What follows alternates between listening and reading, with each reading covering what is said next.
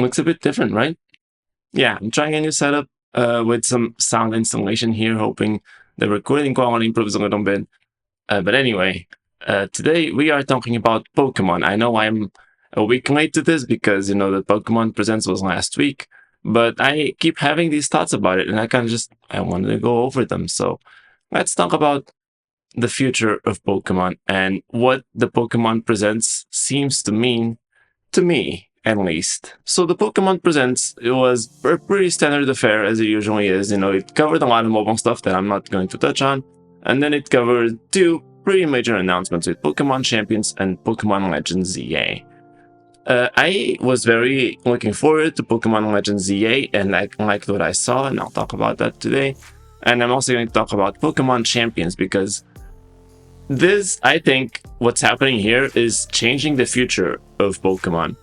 And it's really interesting. So let's talk about it. First off, I want to talk about the graphics. Now, I know saying this is the future of Pokemon is a little weird, but I do want to touch on this because, it's been a very contentious point of conversation since the Pokemon Presents happened.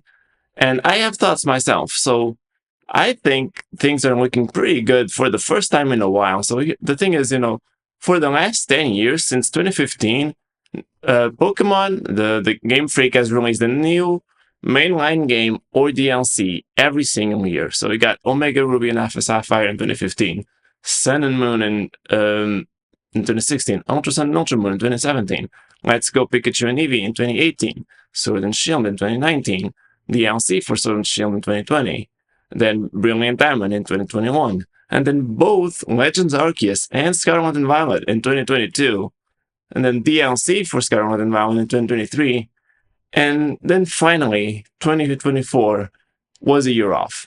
Like it had to happen at some point. And I think what's encouraging about this is that it feels like Game Freak is finally listening to fans. We've been asking, like, you need more time. Like, just take more time to make these games because it's clear that you need it. And you're making these games each and every year, very short development cycles. And you had this huge transition from like the 3DS to the Switch. That's such a big gap in power. Like the 3DS games look fine. Like for that platform, they look pretty good. But you translated that over to the Switch with such a short amount of time to make it happen. It was going to be problematic. I think that was unavoidable. So it was about time they took a break.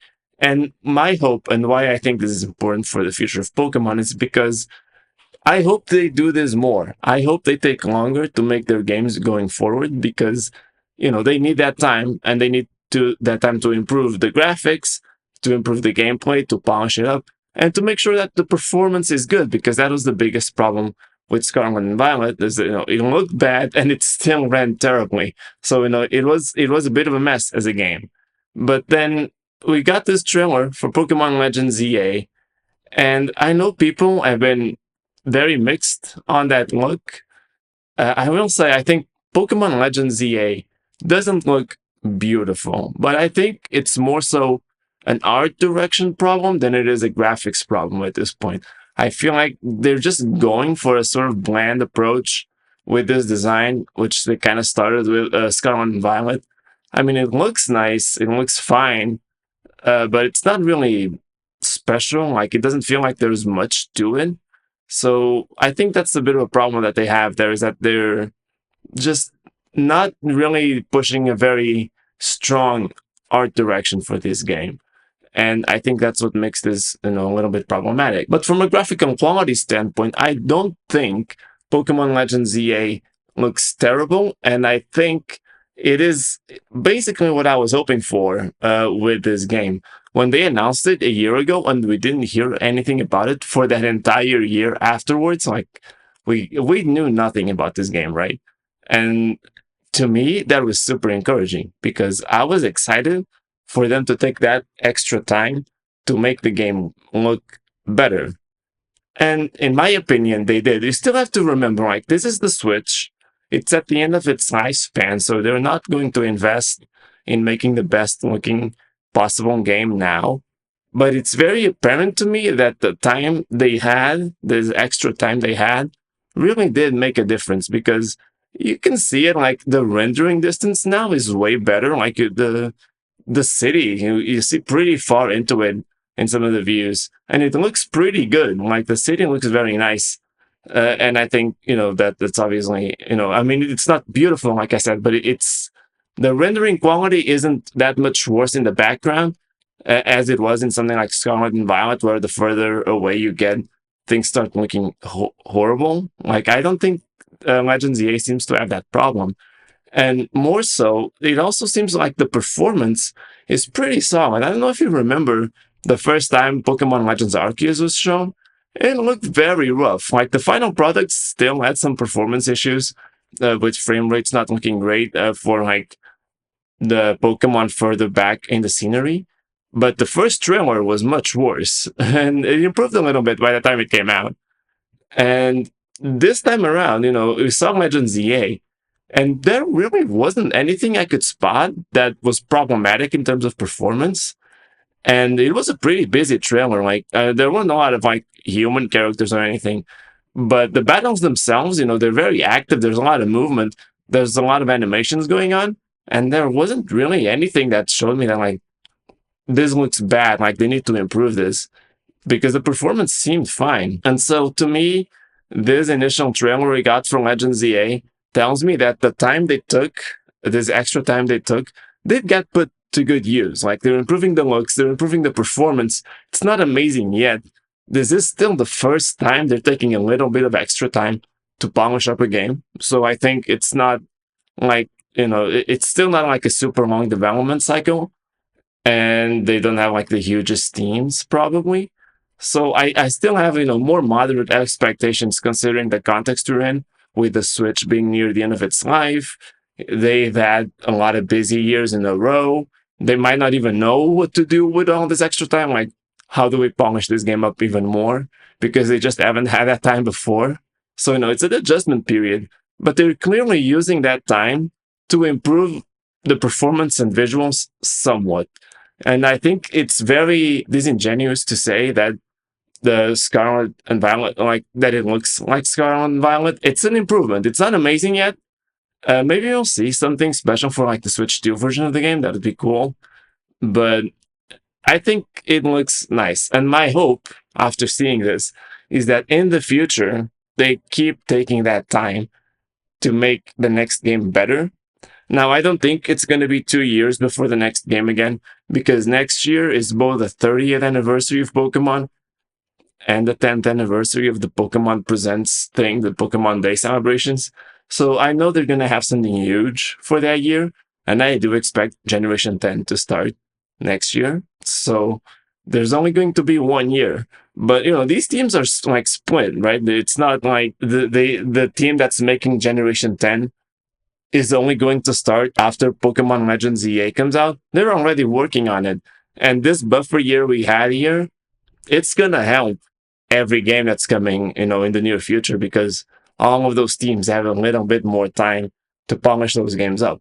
And I think and hope we'll see the results of that when Generation 10 gets introduced, maybe even more so than we do in Legends EA, because Generation 10 is going to come out with the Switch 2 like in full swing already, like right now in this transitional period. But by next year, that transition will be a bit further along. So it's going to be a different story, I think, and I think it's going to look even better. That's my hope. That's what I am in terms of graphics. I think the new game looks nice. Not amazing, not beautiful, but it looks good enough considering the context we've had so far with Pokemon games. I think it's more than acceptable. And yeah, I'm totally fine with it. But what I think is really interesting with this presentation was the announcement of Pokemon Champions in tandem with the new gameplay mechanics for Pokemon Legends EA.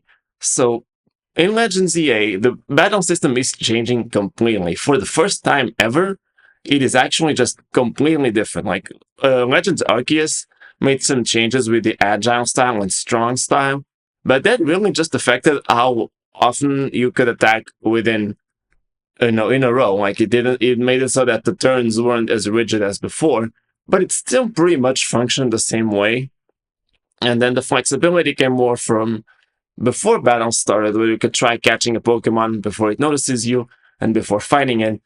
And that's the only like major twist. And that part is now in Legend ZA.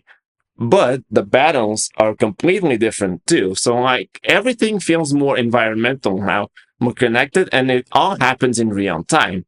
So instead of just taking a turn to attack and you who knows if a move hits you or not, moves are gonna have ranges, areas of effect, and there's moves that can affect the environment so that they affect other Pokemon's abilities to attack, and you have the ability to dodge. You can control your Pokemon directly and dodge an incoming attack in real time. Like it really does make the battle system feel like what you wanted it to feel as a kid. Like you would watch the anime and you would think like, oh, it's so cool. Like it dodges at the last second, or it does like a counter attack or something. And you'd see that in the anime, and then you play the games, and it's just, oh, it's just press A to select this attack and wait for it to play out. And it was a lot more boring, going from that anime to the game. It really created this big dichotomy, and they're bringing the games closer to that feeling that you had as a kid watching the cartoon, and it's awesome. Like it is really, really good. I think I'm super excited to play that game. I think that battle system is going to be way more fun. Some people have compared it to Xenoblade, which I've never played, but maybe this is like my gateway into those kinds of RPGs that are a little more action oriented. That could be an interesting change for me. But yeah, so we have this completely new battle system in Legends ZA that looks awesome. I think, you saw a lot of dodging. You saw how moves may not reach super far, or if you move out of the way, obviously, like some moves are going a straight line, so they might not hit. Some moves will hit all Pokemon on the field, or a lot of them, like we saw Earthquake affecting two Pokemon, like Garbodor and Trubbish. And then some moves might just affect the environment and stop other Pokemon from attacking. For example, we saw this scene where a Pokemon, I forget what it was, used Stealth Rock. And, in the normal game, Stealth Rock would create like a layer of rocks around the opposite field, and it would damage a Pokemon that would be sent into the field when switching. But now you use Stealth Rock, you see the rocks floating during the fight, and if the opposing Pokemon tries to use a physical move that goes through those rocks, they can't connect the move. They can't connect the attack because they hit the rocks instead, and they take damage instead of dealing damage. So it adds a dimension of strategy to the battle that just wasn't there before, and it just looks so much more engrossing to get used to. So that is super, super exciting. But then, or actually before that, we had the reveal of Pokemon Champions, which is a game for Nintendo Switch and mobile devices. And it's all about the classic battling portion of Pokemon games. It's going to combine all the mechanics they've done in the past, like Mega Evolution, Z moves, presumably, terrestrialization that we have now. And you can bring all of that together in this battle system and play against other players online all around the world on whatever device they have, because they can use their phones now instead of just the Nintendo console that's out at the time. So they're making the core of the Pokemon games accessible to everyone, potentially for free. My theory is that the game itself might be free, but it will encourage people to use Pokemon Home because it does connect with Pokemon Home. And so that way they get that revenue by getting you to pay for Pokemon Home so you can participate in the battles. And I think that's a clever way to go about it. Honestly, like if they do go it that way, I think that will attract a lot of subscriptions to Pokemon Home, and it'll create more consistent revenue for them. I don't think they need to make both of these apps paid at the same time. But anyway, that's not the point. The point is, now you have the core of the Pokemon games in this app that everyone can access, potentially for free or for a lot cheaper than buying a whole new game. And you separate that experience from these games that you're releasing each and every year. Hopefully not anymore. So what this tells me is that you have this game with the classic battle mechanics that are used in the competitive scene, and they're just there, and they're going to continue throughout history, whatever generations come next. they're going to use that system. But at the same time, we have this new game that doesn't use those mechanics at all. And I think, obviously, this could really go either way. I think this is like almost wishful thinking for me. But I think what this tells me is that they're not going to focus on these battle mechanics anymore in those main games. I think this is going to allow them to experiment a lot more with the way that battles work in the main series, so you're not as locked down to the same system that we've always had. So they're experimenting with expanding how battles work with Legends EA.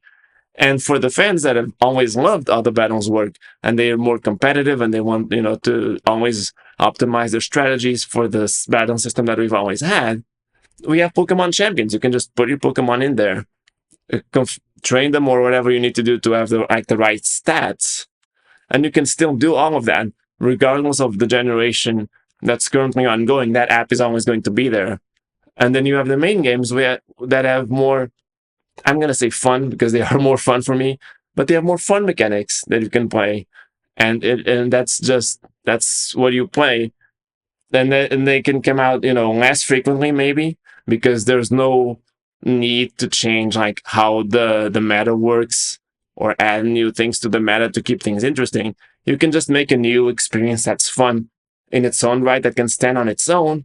You're not maybe bogged down by how many Pokemon you can include to keep the game balanced, because when they consider like what Pokemon are going to be in Scarlet and Violet, it's not just a matter of, oh, can we put these models in, can we code all of this, but it's also like, how do we include all of these Pokemon and keep the game balanced in a way that makes sense? So maybe removing that component from the main series games allows them to make games that are a little more free to do what they want, while keeping the battle part on, in Pokemon Champions, and they can figure out the balance there instead. So ultimately, I can't really say what's going to happen, but I am hopeful, and I wouldn't say confident. This is really just a theory, but I am hopeful that this does mean a shift for the franchise where they can take longer to make new games and they can be more experimental with how games play